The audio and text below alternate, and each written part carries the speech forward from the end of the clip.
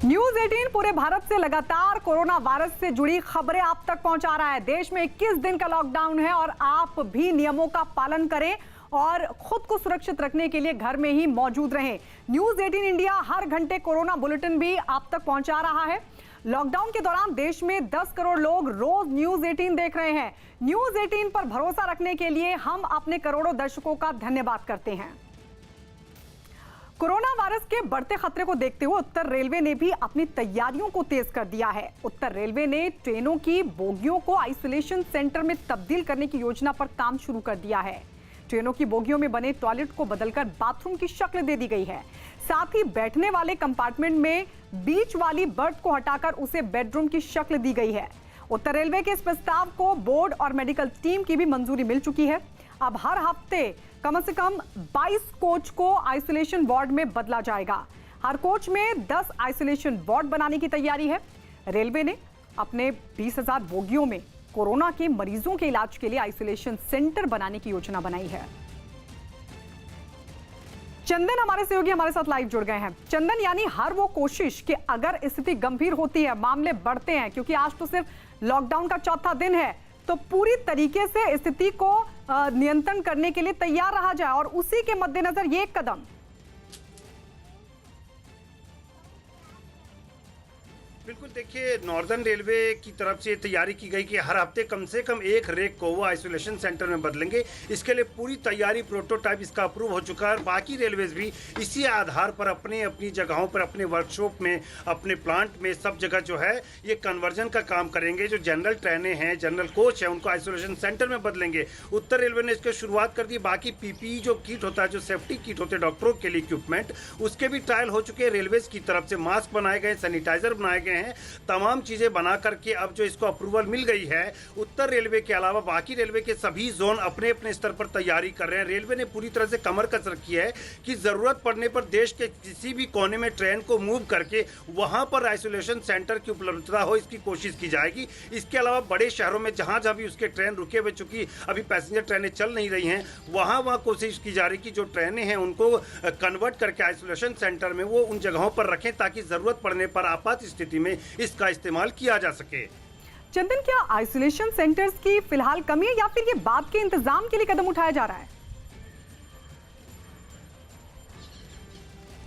देखिए, अभी फिलहाल सरकारी हॉस्पिटल्स में जितने आइसोलेशन सेंटर हैं वो पर्याप्त हैं, लेकिन स्थिति अगर कभी ऐसा हो कि गड़बड़ हो जाए, ज़्यादा पेशेंट को एडमिट करने की ज़रूरत पड़े, तो आपातकालीन स्थिति में जैसे हमने देखा कि विदेशों में किस तरह से हॉस्पिटल बनाए गए टेम्प्रोरी तौर पर, उस हालत में भारत के पास सरप्लस में कई सारे कोचेज हैं। करीब 20,000 कोच को भारतीय रेल आइसोलेशन सेंटर में बदल देगा। तो ऐसे में 20,000 कोच में अगर एक एक कोच में 10 लोगों को, 10 पेशेंट को एडमिट करते हैं, तो ये भारत सरकार के लिए बहुत बड़ी राहत की खबर होगी कि कम से कम उसके पास ऐसी उपलब्धता है, ऐसी चीजें मौजूद हैं जिससे वो आइसोलेशन सेंटर या हॉस्पिटल में कन्वर्ट कर सकता है। इसके अलावा जो कॉमन मैन है, पैसेंजर, जो आम आदमी है, उनको कम से कम इतनी संतुष्टि होगी कि भारत में ये चीजें उपलब्ध है, इसलिए घबराने की जरूरत नहीं। सरकार अपने स्तर पर वेंटिलेटर्स भी खरीद रही है, लगातार कोशिश हो रही है। रेलवेज की तरफ से हर एक जीएम से कहा गया कि वो 50 लाख रुपए तक के वेंटिलेटर खरीद ले, क्योंकि 50 लाख की खरीदारी वो कर सकते हैं। यानी कि रेलवे ने पूरी तरह से कमर कस लिया है कि कोरोना अगर ज्यादा फैले,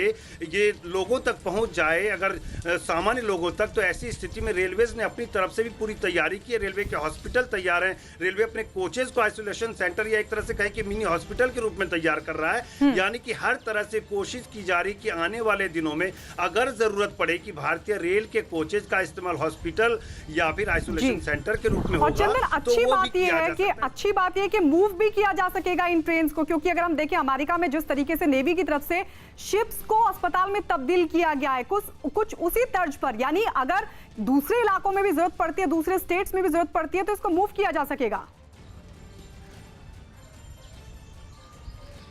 बिल्कुल, सबसे बड़ा बेनिफिट यही, और इससे पहले भी रेलवे के पास अनुभव है मोबाइल हॉस्पिटल चलाने के। कैंसर पेशेंट्स के कई जगहों पर जाकर इलाज होते हैं, हेल्थ मिनिस्ट्री के सहयोग से ये ट्रेन चलती है।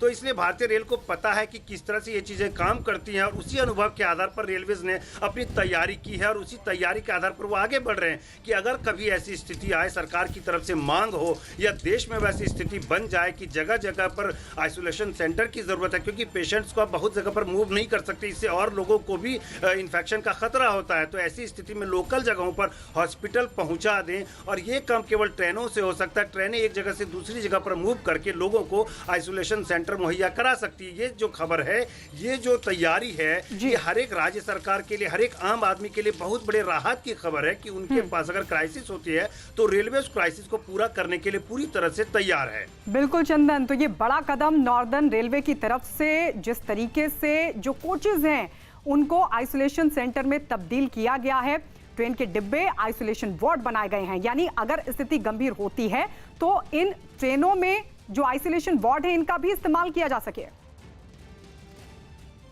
दिल्ली के मयूर विहार इलाके में पीने के पानी की परेशानी से जूझ रहे लोगों तक टैंकर से पानी पहुंचाया गया। लॉकडाउन लागू होने के बाद इलाके में पानी की खपत बढ़ गई और इससे इलाके में पीने के पानी की किल्लत हो गई, जिससे निपटने के लिए सरकार ने टैंकर की मदद से पानी भिजवाया।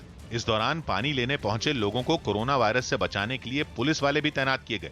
ये पुलिस वाले लोगों को एक दूसरे से दूर दूर खड़े रहने और अपना नंबर आने पर ही पानी लेने की अपील करते दिखाई दिए। मुंह ढक के रखो और 2 मीटर का गैप रखो, नंबर आएगा सबका पानी मिलेगा। इलाके में रहने वाले लोगों ने बताया कि उनके गांव में पानी सप्लाई के लिए पाइपलाइन ही नहीं है। पानी की लाइन होती तो यहाँ पानी साफ आता, अच्छा आता। जहाँ पे है वहाँ पे गंदा पानी आता है, यहाँ पे लीकेज है, पुरानी लाइनें, काफी पुरानी लाइनें, वो आज तक ठीक नहीं हुई, रिपेयरिंग नहीं हुई है। हालांकि पुलिस वालों की निगरानी में बांटे जा रहे पानी से कुछ लोग खुश भी दिखे। आज तो सही है, कल बहुत भीड़ था, कल पानी हम लोग को नहीं मिला, बहुत 1-1.5 घंटे लाइन में लगे रहे हैं।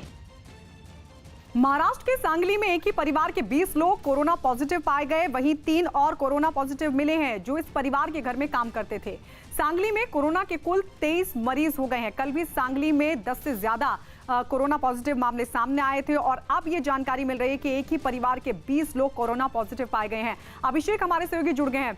अभिषेक, ये कौन 20 लोग हैं जो कोरोना पॉजिटिव मिले, क्योंकि कल भी सांगली में 10 से ज्यादा केसेस सामने आए थे?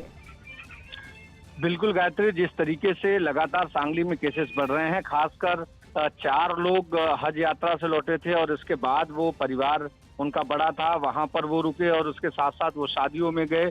तो जहां जहां वो गए हैं उनके परिवार के सदस्य और उन सारी जगहों पर कहीं न कहीं उन सारे लोगों को क्वारंटाइन करके उनका चेक किया गया, जिसमें 20 लोग एक ही परिवार के पॉजिटिव मिले हैं, जबकि 3 लोग उनके यहाँ काम कर रहे थे, मजदूर थे, वो भी पॉजिटिव आए हैं। ऐसे में 23 लोग कुल मिला के सांगली में संख्या पहुंच गई है, जो एक बड़ी संख्या है। और ऐसे में मुंबई और पुणे के बाद सांगली सबसे बड़ा केंद्र बनते जा रहा है, जिसको लेकर सरकार चिंतित है और लगातार सांगली के गार्डियन मिनिस्टर वहां पर लोगों से अपील कर रहे हैं कि लोग घरों में रहें और जिन जिन लोगों के पास गए हैं वो सारी जानकारी पुलिस को दें ताकि उनकी सूचना के आधार पर उनकी चेकिंग कराई जा सके।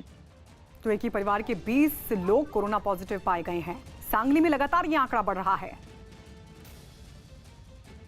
देश भर में लागू लॉकडाउन के बीच यूपी के कई शहरों में रोजमर्रा की चीजों की खरीदारी के लिए बाजार में भीड़ उमड़ पड़ी। फिरोजाबाद में प्रशासन ने हर रोज सुबह 4 घंटे दुकानें खुली रखने का फैसला किया है। यही वजह रही कि सुबह होते ही जरूरी सामान खरीदने के लिए सैकड़ों लोग बाजार पहुंच गए। कुछ देर में ही इतने लोगों के जमा हो जाने से वहां अफरा तफरी मच गई। हालात इतने बिगड़ गए कि आटा, चावल और दाल बेचने वाली एक दुकान के बाहर लंबी लाइन लग गई। सड़कों पर इतनी भीड़ इकट्ठा हो गई कि वहां से निकलना मुश्किल हो गया।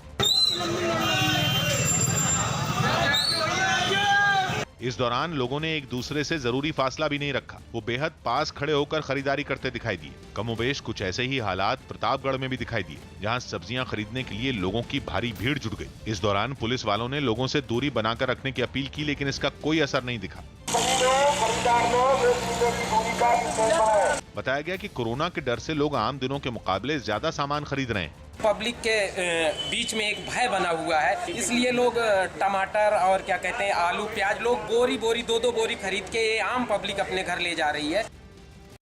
इटली में कोरोना का कहर लगातार जारी है। वहां कोरोना की वजह से बीमार हुए 51 डॉक्टरों की मौत हो चुकी है। ये सभी डॉक्टर कोरोना पॉजिटिव पाए गए थे। तो बताया जा रहा है कि 51 डॉक्टरों की मौत हो चुकी है। अमित हमारे सहयोगी जुड़ गए हैं। अमित, इटली जहां लगातार हालात बिगड़ रहे हैं और ये एक और बड़ा झटका, ये एक और स्थिति गंभीर हो गई है कि 51 डॉक्टर जो इलाज कर रहे थे कोरोना पॉजिटिव मरीजों का, अब उनकी मौत हो गई है। जी बिल्कुल, बेहद गंभीर स्थिति का सामना करना पड़ रहा है इटली। और न केवल डॉक्टर बल्कि स्वास्थ्य कर्मी जो हैं 6,000 से ज्यादा स्वास्थ्य कर्मी जो कि उनकी भी यहाँ मौत हो चुकी है, जो कि इटली में जो कोरोना पीड़ित लोग हैं 6,000 से ज्यादा स्वास्थ्यकर्मी वो भी पीड़ित हैं, और जो 74,000 जो पीड़ित हैं कुल इटली में उसका ये हिस्सा है। तो बहुत बड़ी समस्या इटली के सामने ये आ रही है कि कोरोना पीड़ित लोगों में स्वास्थ्य कर्मियों का संक्रमित होना और उस वजह से उनकी मौत होना, और इससे आने वाले दिनों में भी यहाँ पर उनको जूझना होगा। और इसी तरीके के इंफेक्शन इटली के बाद अन्य जगहों में भी देखने को यहाँ पर मिल रहे हैं।